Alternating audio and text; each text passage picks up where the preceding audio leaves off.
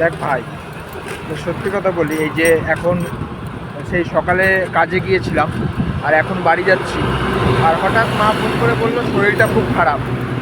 তাই একটা ভিডিও করছি, অনেকে বলবে ভিডিও কেন করছিস, এই বিষয়টাই। শরীরটা মায়ের খারাপ কিন্তু সকাল থেকেই। তো কাজে ছিলাম বলে বাড়ি ফেরার পর তো ফোন করেছে মা।